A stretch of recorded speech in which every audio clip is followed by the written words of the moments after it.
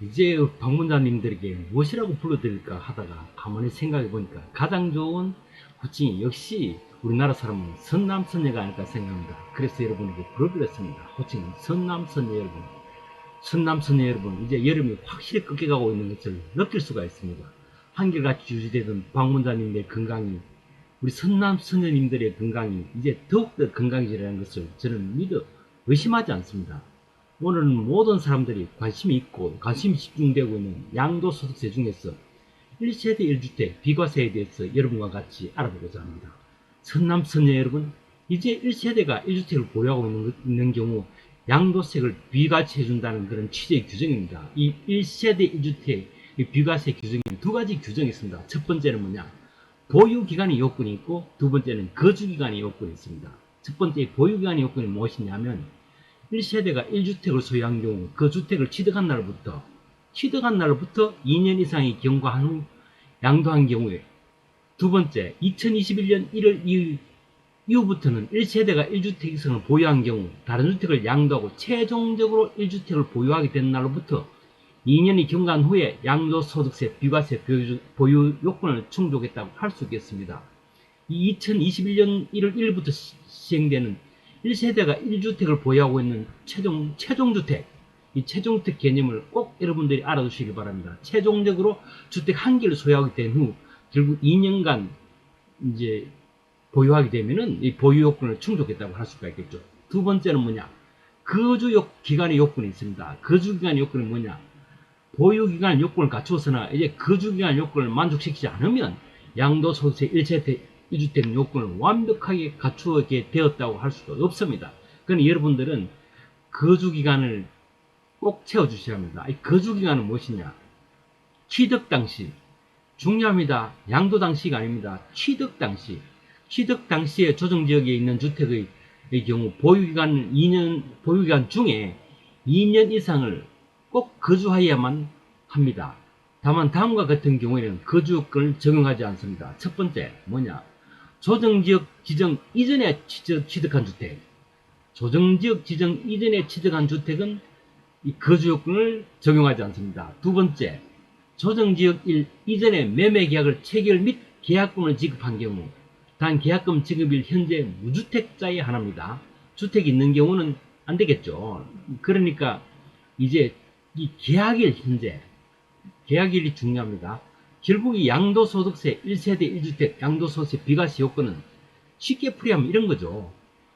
한 개의 주택 계약일을 기준으로 조정지역이 아닐 경우, 다른 주택이 없는 세대인 경우 주택을 구입한 날로부터 2년이 지나서 그 주택을 팔면 양도소득세가 비과세된다는 이런 말입니다. 두 번째, 주택 계약 당시 조정지역에 있는 경우 주택을 취득할 경우에는 거주기간 중 2년을 보유기간 중 2년을 거주해야만 조정지역에서 거주요건을 갖추어 양도소득세가 비과세된다는 뜻입니다. 당연히 계약 당시 무주택자여야 합니다. 결국 이 이름은 결국 1세대 1주택 비과세니까 당연히 계약 당시에 무주택자여야만 하겠죠. 계약 당시 주택을 소유한 경우라면 양도소득세 1세대 1주택 비과세 요건이 아니죠. 그러면 이때 계약 당시에 주택을 소유하고 있었던 경우 새로운 주택을 사는 경우 어떻게 되느냐? 이런 경우에는 일시적 2주택 비과세 요건을 갖추어 비과세 받는 방법을 연구해야 합니다. 이 1세대 2주택 비과세는 이 양도소득세의 꽃이죠. 이 1세대 2주택 비과세에 대해서는 다음에 상세하게 알아보도록 하겠습니다. 오늘은 이 1세대 1주택 비과세에 대해서 알아봤고, 추가적으로 다음은 1세대 2주택 비과세에 대해서 알아보도록 하겠습니다.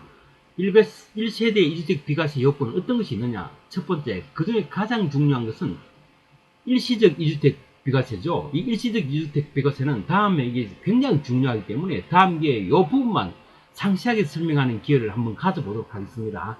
그 요소 빼고, 그 다음에 가장 첫 번째로 나오는 것은 결혼으로 2주택이 되는 경우죠. 이때 어떤 경우냐면 신랑 신부 각각 한 개의 주택을 소유하고 있는 이런 바람직한 경우죠. 이런 경우에 두 분이 결혼해서 이제 1세대 2주택이 되는 거죠. 이런 된 경우죠. 이 경우라면은 5년 이내에 먼저 양도하는 주택을 혼인합과 양도소득세 비과세 요건에 해당하므로 먼저 양도하는 주택은 양도소득세가 비과세됩니다. 참 좋죠. 그러니까 집이 있는 두 분들, 집이 없는 분이든 다 결혼하세요. 아들, 딸 놓고 알콩달콩 재밌게 살다 보면 새로운 신시대가 열립니다. 결혼 안 하신 분들 인생의 재미를 느끼지 못하고 살고 있다고 생각하시면 됩니다. 인생의 재미를 느끼시려면 결혼하세요. 예, 여담으로 말씀드렸습니다. 두 번째, 동거복량 1세대 2주택 비과세가 있습니다. 이 말은 무슨 말이냐 하면 직계 존속과 세대를 합쳐 2주택이 된 경우를 말하죠. 1주택을 소유하고 있는 1세대 1주택을 소유하고 있는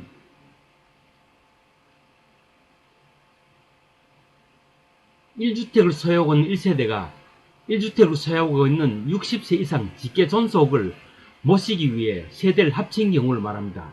그러면은 이 1세대가 2주택이 되었죠? 이 경우에 10년 이내에 먼저 양도하는 주택은 비과세를 적용합니다. 그런 단 희귀성 질환이나 암 등 중대질병으로 인한 동거합과의 경우는 60세 미만이어도 가능합니다. 세 번째, 어떤 조건이 있냐? 상속을 받아서 2주택이 된 경우가 있습니다. 1주택을 보유한 세대가 별도의 세대인으로부터 1주택을 상속받아가지고 1세대 2주택이 된 경우, 이 경우에 일반주택을 양도한 경우에 비과세가 됩니다. 일반주택이란 상속 당시에 상속받은 주택 말고 상속 당시에 소유하고 있는 주택을 말합니다. 이 상속주택을 먼저 팔 경우 양도소득세가 과세되니까 여러분 이 순서를 꼭 상속주택을 먼저 팔 경우 양도소득세가 과세되니까 꼭 잊지 말고 일반주택을 먼저 팔아 비과세 혜택을 받으시기를 이 선남 선녀 여러분들께 알려드립니다. 꼭 중요합니다. 오늘은 바빠서 여기까지만 하겠습니다. 가장 중요한 조합원 입주권 비과세에 대해서 그리고 1세대 2주택의 비과세에 대해서 여러분들에게 다음 기회에 상세하게 설명하도록 하겠습니다.